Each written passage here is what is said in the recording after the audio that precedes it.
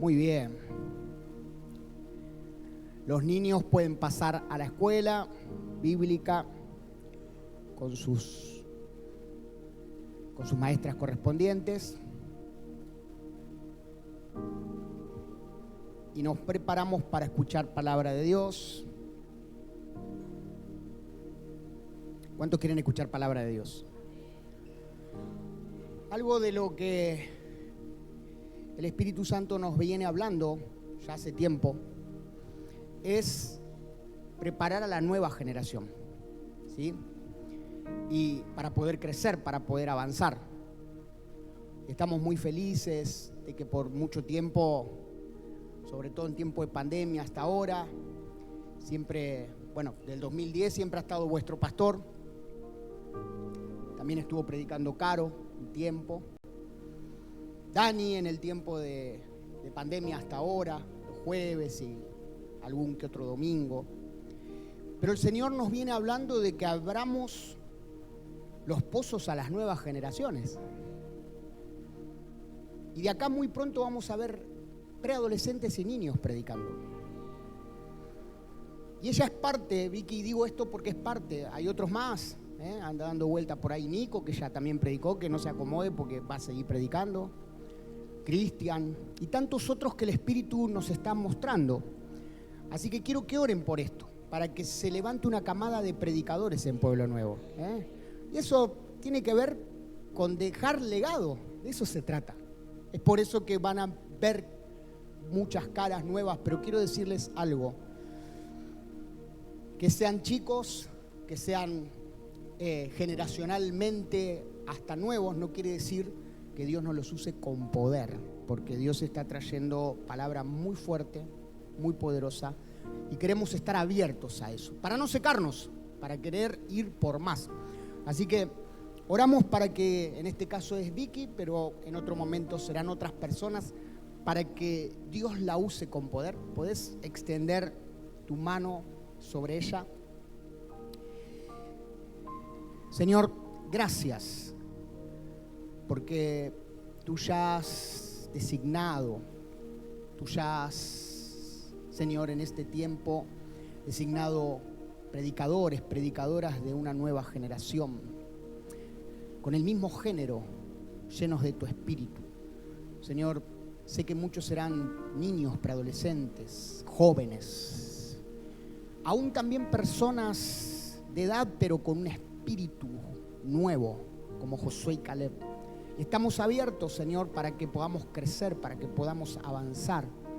Señor, queremos pedirte que uses la vida de Vicky. Sé que ella es tu profeta, sé que tú la usas como profeta y el don viene por ahí, Señor.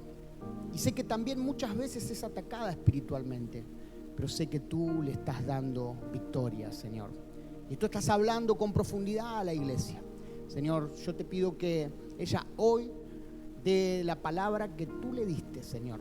Y nuestros corazones son tierra fértil. Y como pastor en esta noche, con la autoridad que me has dado, queda atado todo espíritu de religiosidad, todo espíritu de resistencia, todo espíritu de burla, aún de menosprecio, Señor. Porque tú estás levantando una generación de David. Muchos David saldrán de este lugar, no solamente para predicar aquí, sino en el mundo, porque tú has elegido esta tierra, has elegido Azul, Señor. Te damos gracias y te pedimos que nos hables en el nombre de Jesús. Amén y amén.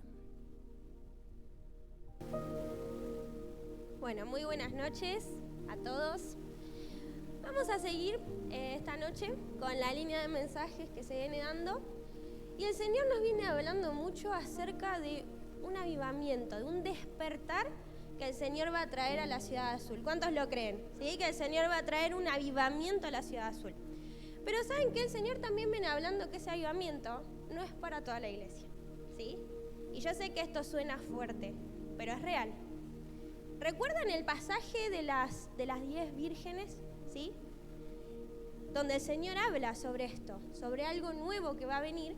Y dice que había 10 vírgenes y que 5 eran sensatas y tenían sus lámparas llenas de aceite, y 5 eran insensatas y tenían sus lámparas vacías. Pero en la explicación de esta parábola no se dice que la iglesia es solamente las 5 sensatas, son las 10. Las 10 vírgenes representan a la iglesia, ¿sí? Y eso nos muestra que en este tiempo también las aguas se dividen, ¿sí? ¿Qué significa que se dividan las aguas? Que bueno, que de un lado van a quedar aquellos que van a vivir este nuevo tiempo, este avivamiento que el Señor trae, y esas personas van a ser personas que estén comprometidas al 100 con el Señor, ¿sí? Y del otro lado van a quedar los que no lo van a vivir. ¿Por qué no lo van a vivir? ¿Porque el Señor no quiere que lo vivan? No. Porque eligen no vivirlo, porque eligen tener un evangelio antropocéntrico. ¿Qué es esto? Antropo es hombre, ¿sí? Significa hombre. Céntrico, el centro. Un evangelio donde el hombre está en el centro. Un evangelio donde yo estoy en el centro. Esas personas no se comprometen con el Señor, ¿sí? No se comprometen a ser cristianos, discípulos reales de Jesús. Entonces, ellos no van a poder vivir eso. Pero hoy, el Señor trae esta palabra porque todavía estamos a tiempo, ¿sí? Y porque Él quiere que vos seas parte de esto. Pero para poder ser parte de esto, hay una frase que a mí me encanta, que es corazón mártir, ¿sí? Hay que tener un corazón mártir. ¿Qué es un corazón mártir? Se los voy a contar con una historia. A mí me encantan las historias de los mártires, de nuestra fe, ¿sí? A muchas personas no les gustan porque son fuertes, pero a mí me encantan porque creo que son modelos a seguir para nosotros, ¿sí? Totalmente, tienen que ser modelos a seguir. Y no sé si recuerdan, seguro muchos lo recordarán porque este fue un caso conocido que conmocionó al mundo. En el 2015, el 15 de febrero, el grupo ISIS, ¿sí? el grupo terrorista, difundió un video, ¿sí? Donde hay 21 hombres en una playa, todos vestidos de naranja, cristianos. A estos hombres los habían secuestrado en el 2014, ¿sí? Hacía ya varios meses. Y dice que durante meses los torturaron, porque esperaban que estos hombres negaran la fe en Jesús. Y llegó un momento que dijeron, no, estos hombres no lo van a negar. Vamos a darles un fin y vamos a grabarlos para usarlo como estrategia, para que vean, para que nos teman, para que otros cristianos vean que estamos dispuestos a llegar hasta las últimas consecuencias por nuestro Dios, por su Dios, Alá, ¿sí? Bueno, dice que se los llevaron a esta playa y dice que uno a uno les iban preguntando si querían negar su fe. Si esos hombres negaban la fe, salvaban su vida, ¿sí? Y uno a uno fueron diciendo, Jesús es mi Señor. Pero lo más curioso de todo esto es que esto lo hicieron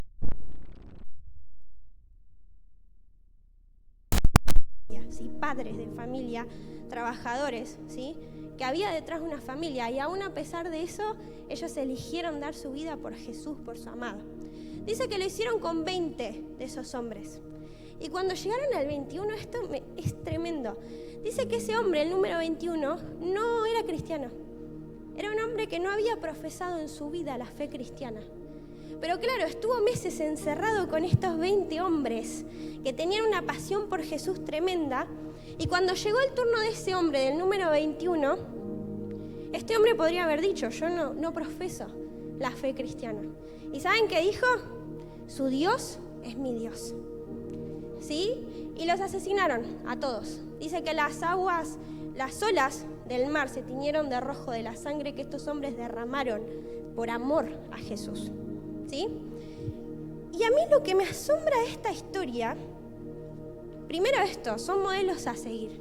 Estos hombres son modelos a seguir para nosotros, ellos y los mártires de nuestra historia como cristianos. Pero a mí lo que me asombra es qué clase de pasión tiene que arder en un corazón para contagiar a un hombre que no era cristiano, que no conocía a Jesús y hacer que se decida morir por él ese mismo día.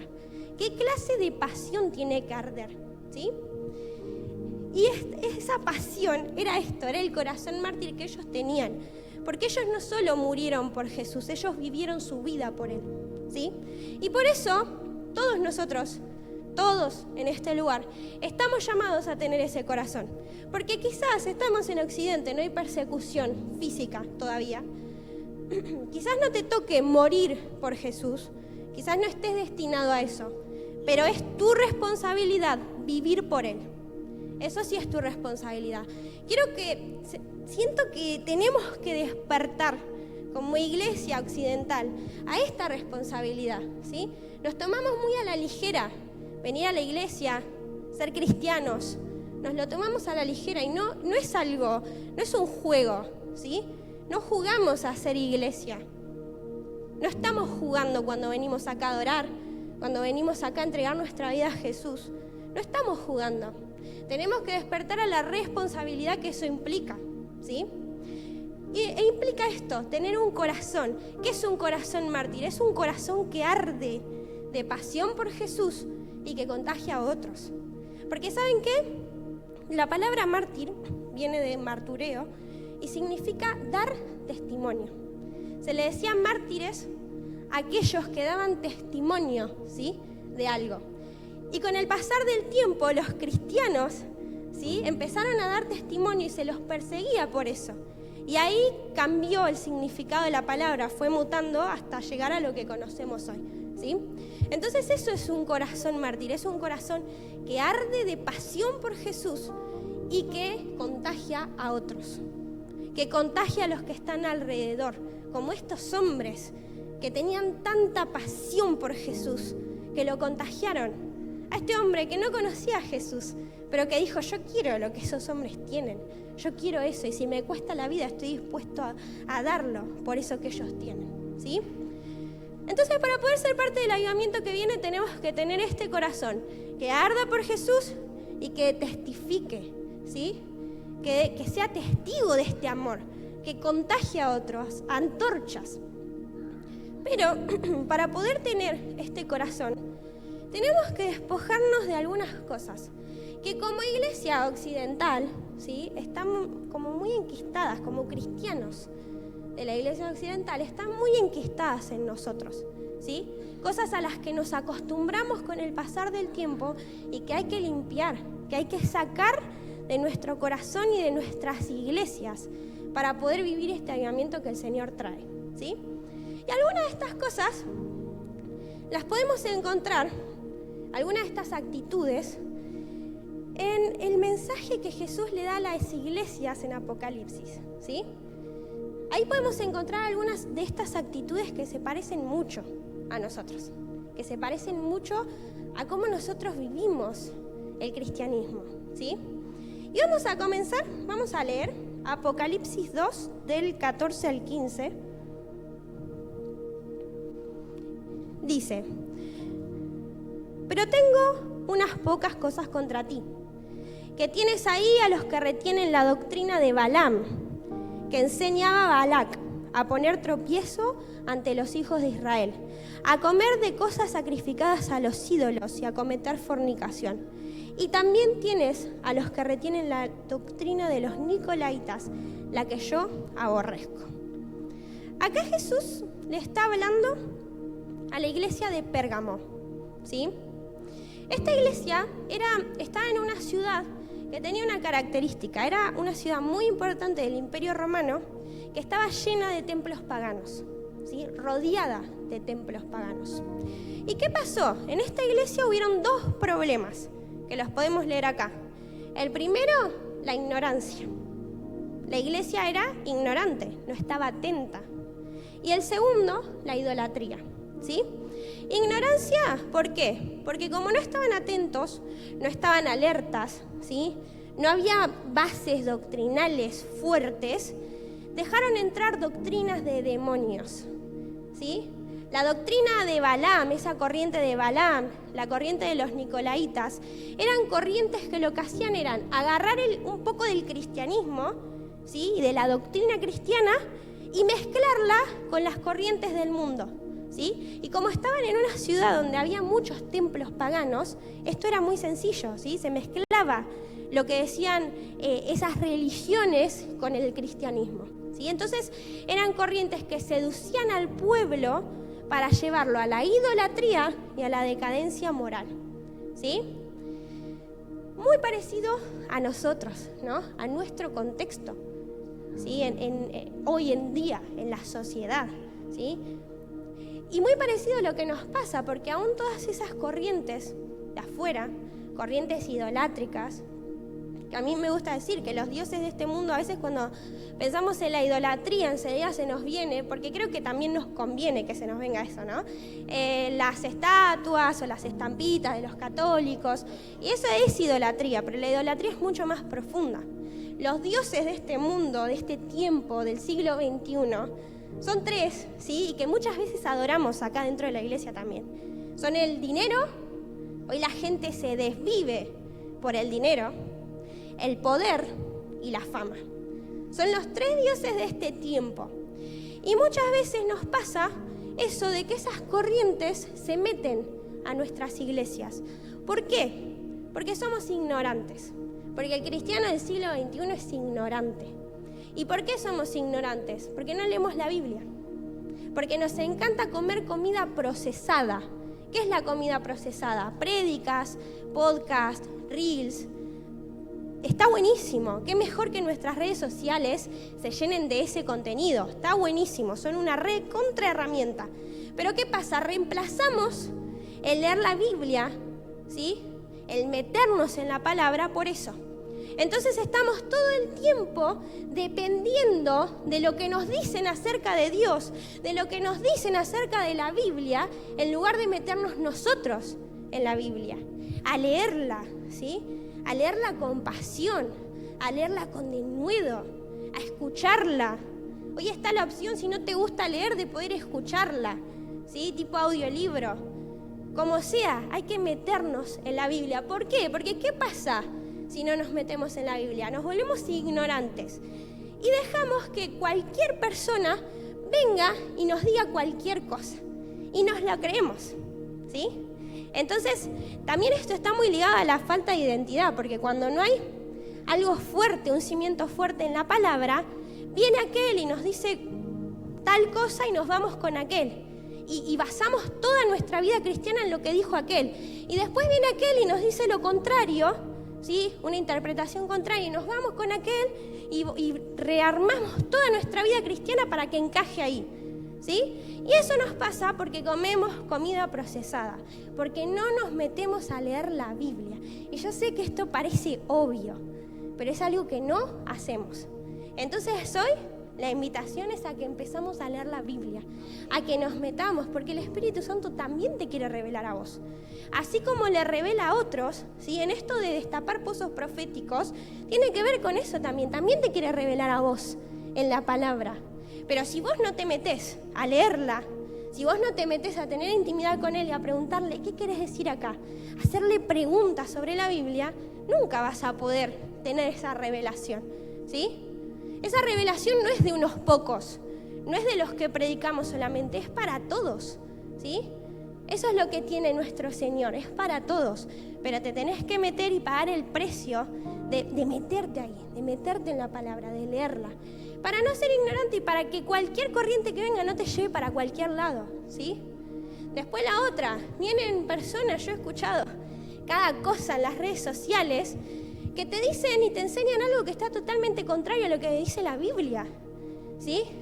Te dicen que hay ciertos pecados que están bien, y la Biblia no dice eso. Y como no tenemos conocimiento, somos ignorantes, creemos eso, ¿sí?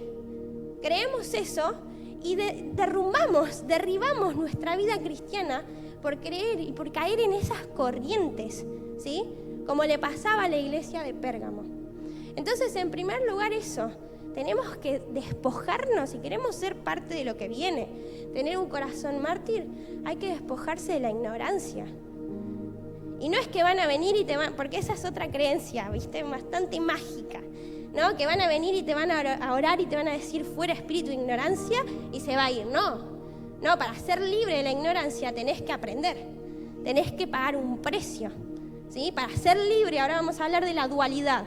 No van a venir a orarte y a decirte fuera espíritu de dualidad, no. Hay espíritus inmundos que se aprovechan de esas situaciones, pero ahí el que tiene que cortar y el que tiene que pagar un precio sos vos, ¿sí? No va a desaparecer eso porque te oren, porque reprendan. Vos tenés que pagar un precio, ¿sí? Entonces, en primer lugar, tenemos que empezar a leer la Biblia, ¿sí? Iglesia, algo tan sencillo, tan simple, pero tan poderoso e importante. Hay que dejar de ser ignorantes. El segundo problema que tenían era la idolatría. Como eran ignorantes, dejaron entrar esas corrientes a la iglesia y se convirtieron en idólatras. ¿Qué es la idolatría? La idolatría es cuando en el trono de tu corazón, que le pertenece a Dios, porque si vos sos cristiano, ese trono le pertenece a Dios, vos agarrás y lo pones en competencia con otra cosa, ¿sí? Lo que sea. Estos 3 dioses que te digo, el dinero, la avaricia, Mamón, el poder, la fama, el éxito. Y pones en ese trono otras cosas que no son Dios. Una persona, un hijo, esposo, esposa, novio, novia, amigo, amiga, ¿sí? Pones eso en el lugar que le pertenece a Dios. Y Dios con la idolatría es muy tajante, porque es un Dios celoso. Hay una frase que me encanta, que el Señor dice en el Antiguo Testamento, en Isaías, que es pueblo de labios inmundos. Y yo cuando la leí, pensé que se refería a otra cosa, pero tiene mucho que ver con la idolatría. Porque ¿saben qué? ¿Saben cuál era la forma, una de las formas de adorar a los dioses, a los ídolos? A Baal, a Yerá, que eran los 2 ídolos con los que el pueblo de Israel más idolatraban. Una de las formas era arrodillarse y besar las estatuas, ¿sí? Y después de besar las estatuas con esos mismos labios que habían besado esas estatuas, iban y cantaban y oraban a Jehová. Terrible, terrible, pero también nos pasa a nosotros. Hoy el Señor también nos dice, pueblo de labios inmundos. ¿Y qué nos diría a nosotros hoy? Pueblo de labios inmundos, que te desvivís por ganar más dinero y venís los domingos acá a adorarme con esos mismos labios, con ese mismo corazón en el que está el dinero, venís acá a adorarme. Pueblo de labios inmundos, que te desvivís por el éxito, que te desvivís porque las personas te vean, que tu ego está en ese trono y venís con ese mismo corazón a querer adorarme acá. Pueblo de labios inmundos, que jugás con el pecado de forma consciente y después venís a adorar y venís a escuchar y venís a pedir. Pueblo de labios inmundos, que te levantás contra tu hermano, que juzgás, que hablás en lugar de amar. Pueblo de labios inmundos, que te levantás contra las autoridades que Dios puso. Y acá abro un paréntesis y siento muy fuerte decir esto. Para los nuevos, para los jóvenes, para los que están iniciando en este camino, tengan cuidado de quién se rodean, ¿sí? Tengan cuidado. Una persona que te habla de tus timoneles, de tus líderes, de tus pastores, nunca va a ser una buena compañía. Nunca. Una persona que se levanta en contra de la visión de la iglesia, atacar, nunca va a ser una buena compañía. Jamás. Cuídense. El término que usa mi papá un montón de veces es desenchufate de esos lugares. Salite de ahí. No te prendas a eso. Porque ¿saben qué dice la palabra de los que se levantan contra las autoridades que Dios puso? Dice que se llenan de lepra. Y no estoy maldiciendo, estoy diciendo lo que dice la palabra. Lo dice en Números 12.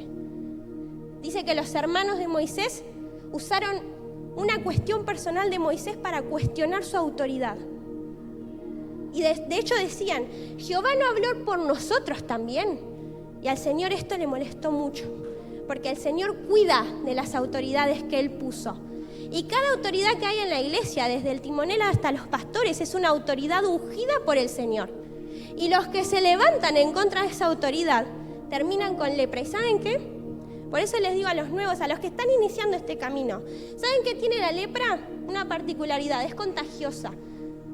¿Sí?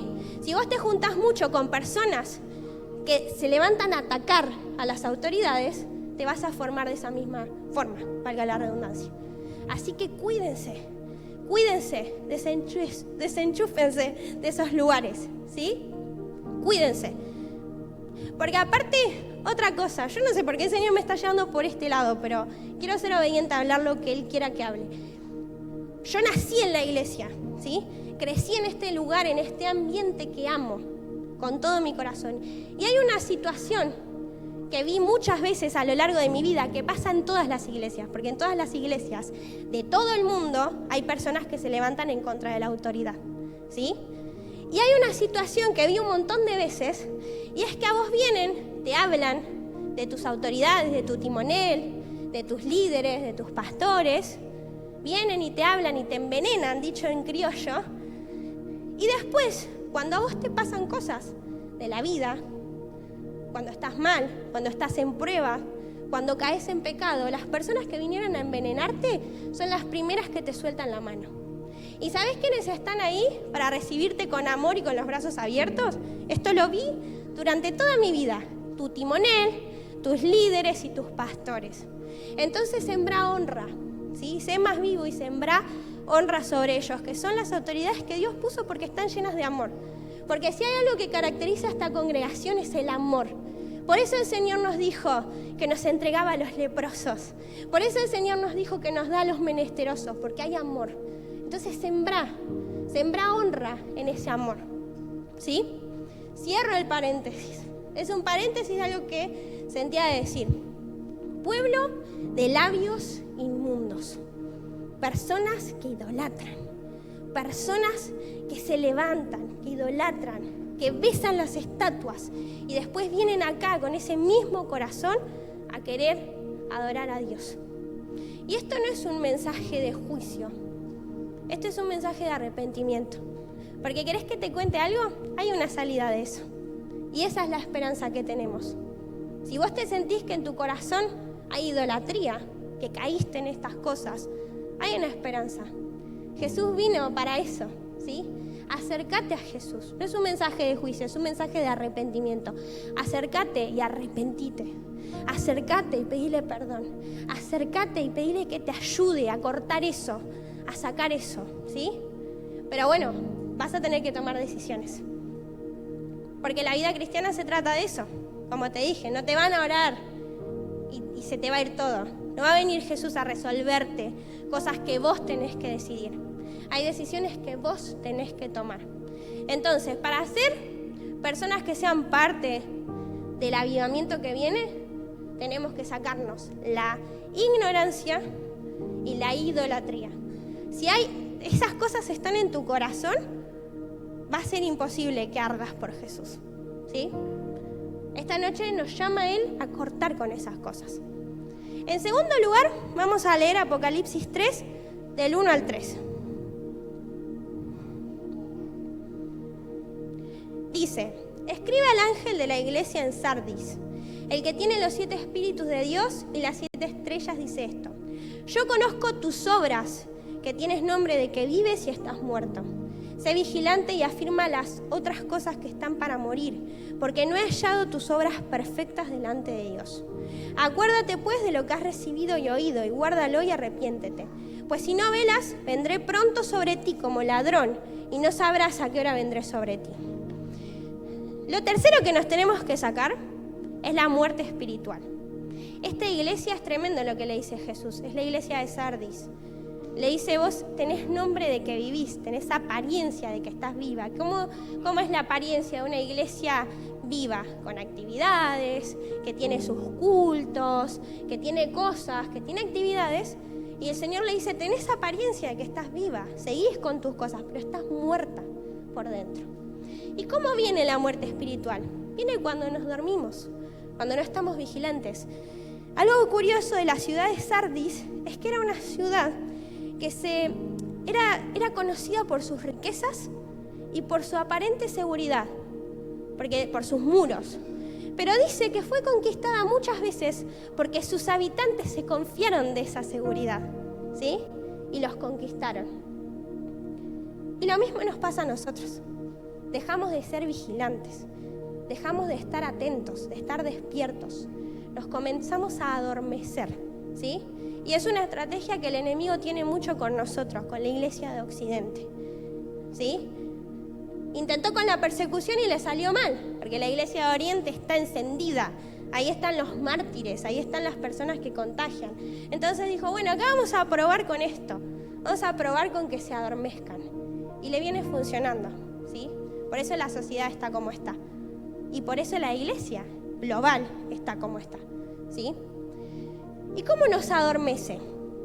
Hay un libro que a mí me encanta, que no es cristiano, se llama Un Mundo Feliz, es de ficción, ¿sí? Y me encanta darlo como ejemplo porque se parece tanto a lo que nos pasa como sociedad y como iglesia. Este libro es una distopía, es decir, que el autor cuando lo escribió se imaginó cómo iba a ser el futuro de la sociedad. Pero este futuro no es una utopía, no es un futuro bueno, es un futuro malo, negativo, ¿sí? Y lo curioso de este libro es que en la mayoría de las distopías hay un gobierno totalitario que gobierna a los habitantes por la fuerza, por las amenazas, por la vigilancia. Pero en este libro dice que el gobierno dijo, bueno, no, vamos a probar con otra cosa. Vamos a probar con darles placer ilimitado. Placer ilimitado.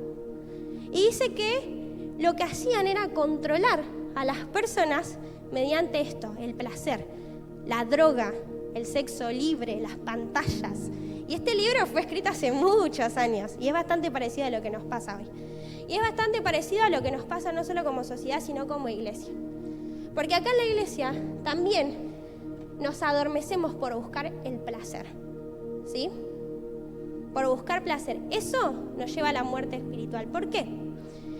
Porque buscar placer nos hace estar centrados en nosotros mismos. En la psicología se ve esto de la búsqueda del placer en una de sus ramas como el malestar del ser humano. ¿Por qué? Porque el ser humano busca placer de dos formas: evitando el sufrimiento y buscando la satisfacción, mayor satisfacción, ¿sí? Evitando el sufrimiento y buscando la satisfacción. ¿Y no es lo que hacemos muchas veces como cristianos? Venimos acá para que Dios nos quite el sufrimiento y para que nos bendiga, para que nos dé mayor satisfacción. Y eso nos hace morir espiritualmente. Nos hace ser como la iglesia de Sardis. ¿Por qué? Porque estamos tan centrados en nosotros mismos que creamos este evangelio donde nosotros somos el centro. Y el evangelio no se trata de eso. Jesús no vino para darte una mejor vida. Eso es una mentira. Él no vino para que vivas mejor. Él vino para restaurar tu relación con Él. Y son dos cosas distintas, no es lo mismo.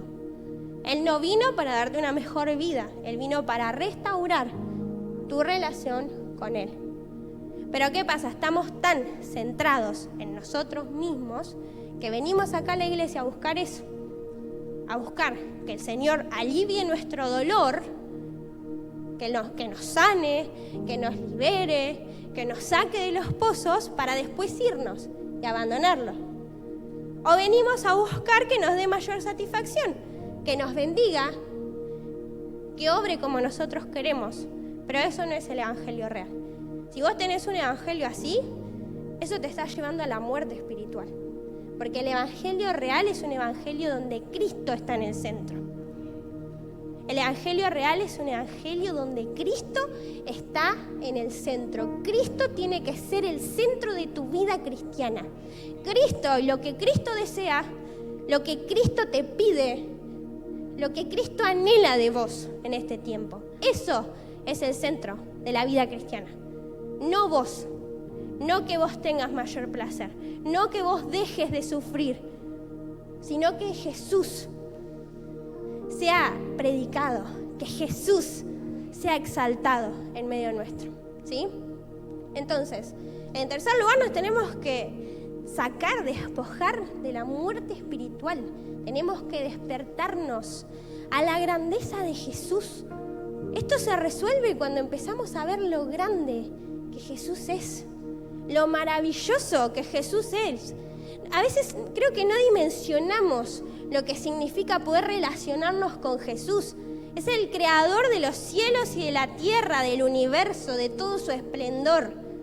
Admiramos el cielo, ¿no? Yo veo un montón de personas que suben fotitos del cielo cuando está naranja, cuando está la luna. Admiramos esas cosas y no admiramos al creador de esas cosas. David decía, cuando veo tus cielos, obra de tus dedos, la luna y las estrellas que tú formaste, digo, ¿qué es el hombre para que tengas de él memoria? Y el Hijo del Hombre para que le visites. David lo entendió. David despertó a la grandeza de Jesús. Y es un tiempo donde tenemos que dejar de mirar nuestro ombligo y empezar a mirar a Jesús, su grandeza. Y eso nos va a llevar automáticamente a adorarlo, a buscarlo, a que Él sea el centro de nuestras vidas. ¿Sí? Entonces nos tenemos que despojar de la muerte espiritual. En tercer lugar, vamos a leer Apocalipsis 3 del 15 al 17. Dice, yo conozco tus obras, que ni eres frío ni caliente. Ojalá fueses frío o caliente, pero por cuanto eres tibio y no frío ni caliente, te vomitaré de mi boca. Porque tú dices, yo soy rico y me he enriquecido, y de ninguna cosa tengo necesidad, y no sabes que tú eres un desventurado, miserable, pobre, ciego y desnudo. Este mensaje el Señor se lo da a la iglesia de Laodicea, ¿sí?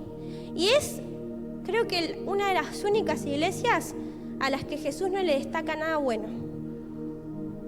Porque en estos mensajes a las iglesias, el Señor siempre habla de algo bueno y de algo malo, algo a corregir. A esta iglesia no le destaca nada bueno, solamente le dice esto. Y le dice, no sos ni frío ni caliente, sos tibio. Y también hay un trasfondo histórico de esto. Dice que la Odisea recibía agua por acueductos. Y el agua venía de ciudades lejanas. Dice que estaba en el medio de dos ciudades. Una en una punta que tenía manantiales con agua fresca para consumir. Y otra en la otra punta que tenía aguas termales, curativas. Pero dice que como la distancia era muy grande, a la Odisea no llegaban ni frías ni calientes. Llegaban tibias y turbias, sucias. ¿Sí? ¿Y qué significa, qué simboliza esto para nosotros? La dualidad. Esto simboliza la dualidad y la gran dualidad que hay en nosotros como cristianos, como iglesia global en este tiempo. ¿Qué es la dualidad? Es tremenda, es cuando en tu corazón coexisten Dios y la oscuridad. Cuando estás caminando en medio de los dos caminos, con un pie acá y con un pie afuera, en el ocultismo, con un pie en el mundo, ¿sí? Como se suele decir, como si no estuviéramos en el mundo, pero en el mundo, en las prácticas del mundo, con un pie adentro y un pie afuera, básicamente, ¿sí? En tu corazón están Dios y la oscuridad. Y fíjense lo que dice el Señor. Dice, te vomitaré de mi boca. O sea, me das asco la dualidad, dice el Señor. Me da asco la dualidad. Y yo digo, esto es el Nuevo Testamento, ¿sí? Porque también está esa de, el Antiguo Testamento era todo juicio. No, esto es el Nuevo Testamento con la gracia. Y el Señor dice esto fuertísimo. Me da asco la dualidad. La vomito a las personas duales. Y yo digo, ¿por qué tan agresivo, no? ¿Y saben por qué? Yo le preguntaba al Señor, ¿por qué tanta agresividad con esto? ¿Y saben por qué? Porque la dualidad tiene una característica. Y es que es consciente. Cuando uno es dual, no es dual sin querer. No es dual por accidente. Es dual conscientemente. Cristianos que están acá, pero que de forma consciente se meten en el ocultismo.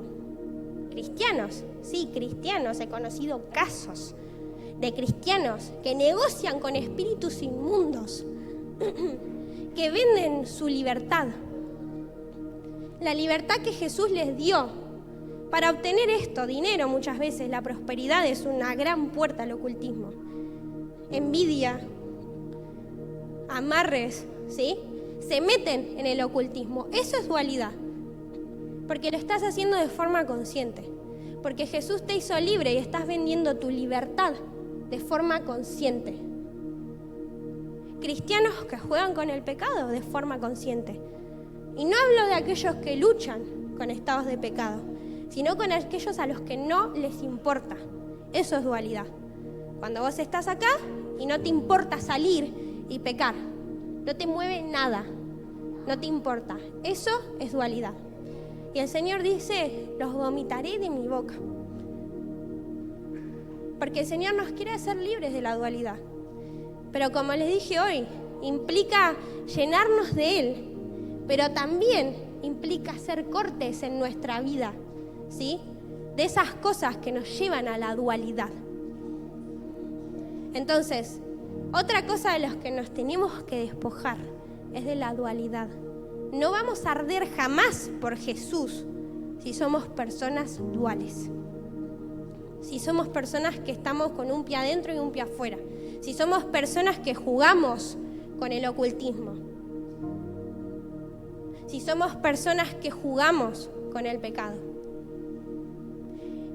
Y en cuarto y último lugar, vamos a leer Apocalipsis 2, del 4 al 5.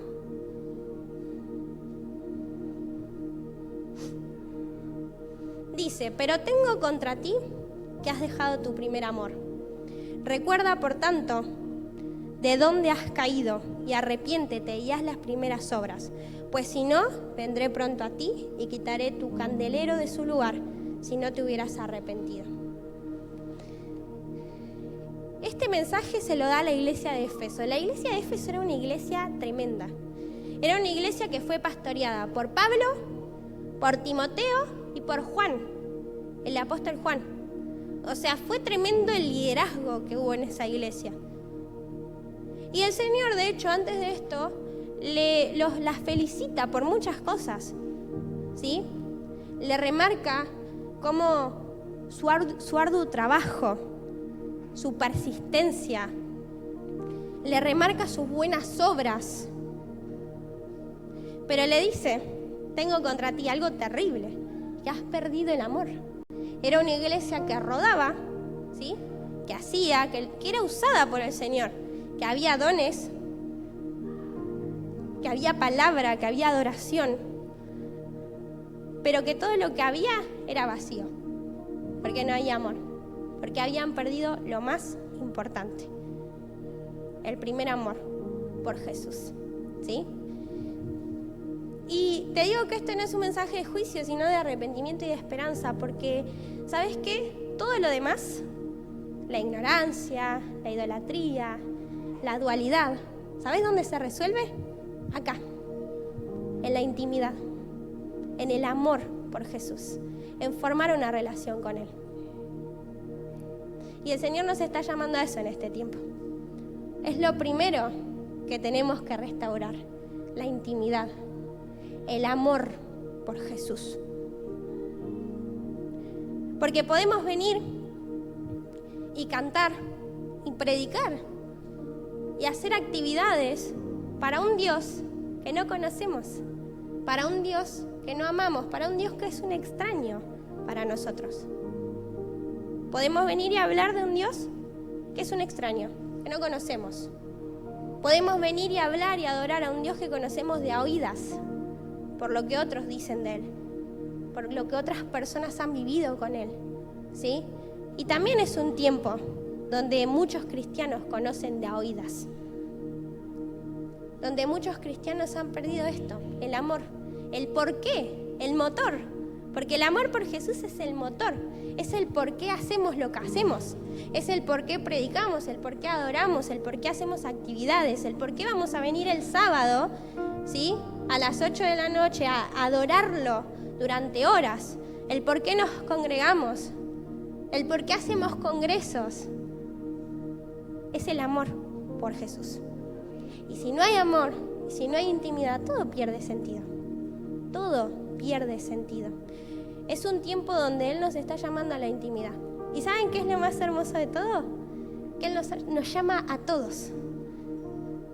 Si te sentiste ignorante, idólatra, dual, como yo, porque yo también, estos mensajes también son para los que predicamos, también son para nosotros.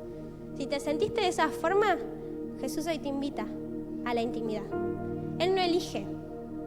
Hay una frase que me encanta que dice que Él no tiene favoritos. Él tiene íntimos.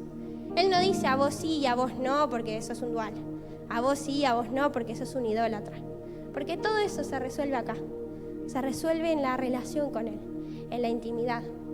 ¿Sí?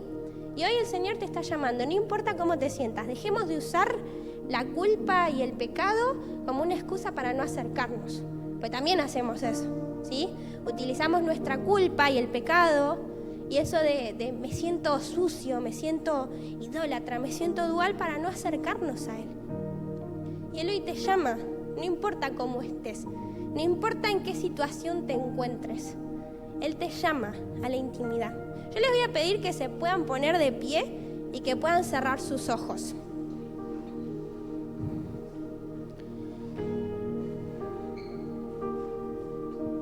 Y que ahí donde están, sigan concentrados. Cierren sus ojos para concentrarse. Si no prestaste atención en toda la prédica, presta atención en este momento. ¿Sí? No importa si no prestaste atención antes, presta atención acá, porque todo surge de acá. Porque este es el núcleo. Porque esto es lo más importante. Porque esto es lo que más tenemos que cuidar como iglesia. La intimidad con Jesús. La intimidad con Jesús. No es un mensaje de juicio, sino de esperanza, porque estás a tiempo.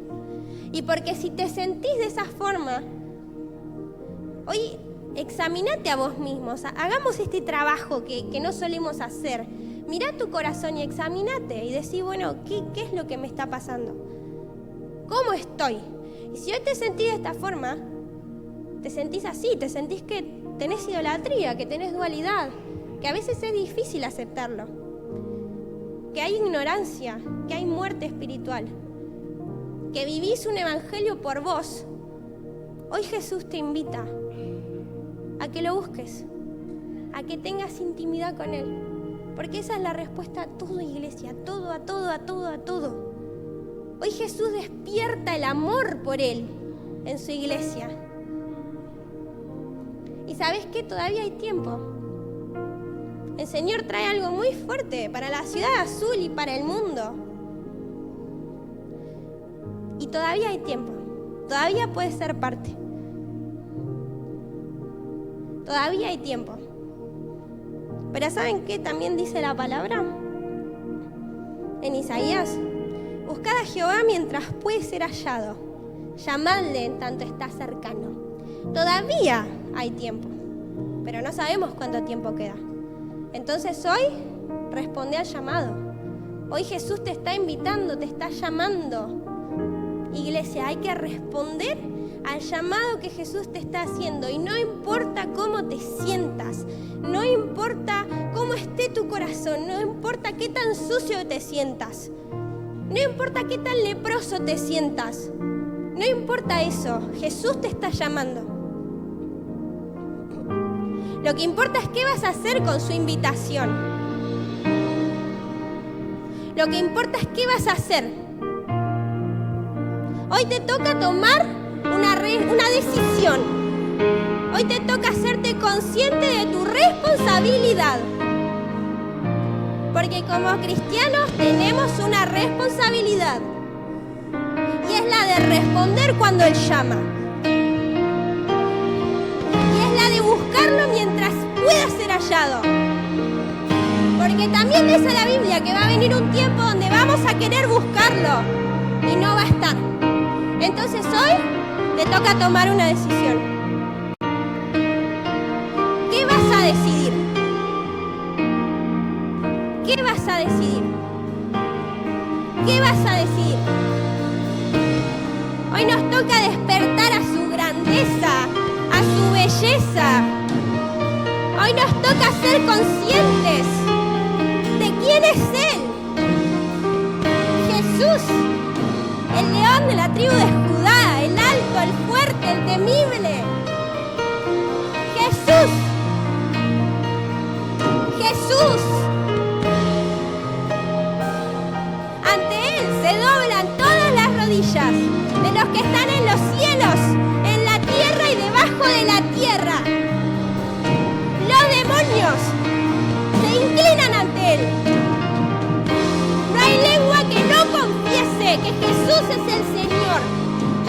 tu Señor y Él es el que te está llamando. ¿Qué vas a hacer? ¿Qué vas a hacer? Ahí donde estás, habla con Jesús. Hoy no esperes que nadie vaya a orar por vos.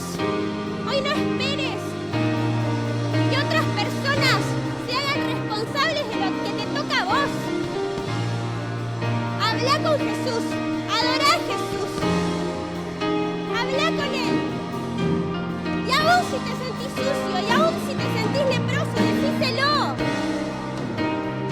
Él es el misericordioso, el que tocó a los leprosos, el que habló con las mujeres. Él te va a recibir 1 y 1000 veces. 1 y 1000 veces. Y Él te ama. Y Él quiere que seas parte. Él quiere que seas parte de lo que va a venir. Yo les voy a pedir que hagamos algo en esta noche. Un acto profético. Si vos querés responder a este llamado, no importa cómo te sientas. No importa que te sientas sucio, no importa que te sientas idólatra, dual. Si vos querés responder al llamado de Jesús, si vos querés que Él forme un corazón que arde por Él, hoy te voy a invitar a que puedas pasar al altar, ¿sí? Que puedas pasar al altar y que puedas hacerlo sin la expectativa de que oren por vos, que puedas pasar para responder al llamado de Jesús, para decirle: yo quiero ser parte, yo quiero ser parte, yo quiero ser parte de lo que vos traes, yo quiero ser parte de lo que vos vas a hacer en este tiempo. Así que ahí donde estás, si decidís responder a este llamado, pasá y adoralo, pasá y postrate, pasá y levantá tus manos, pasá y decile: yo quiero ser parte, yo quiero ser parte de lo que vos traes. No importa cómo estés, no importa cómo te sientas, hoy nadie va a orar por vos. Pasá para adorarlo, pasá a este lugar para alzar tus manos, para adorarlo.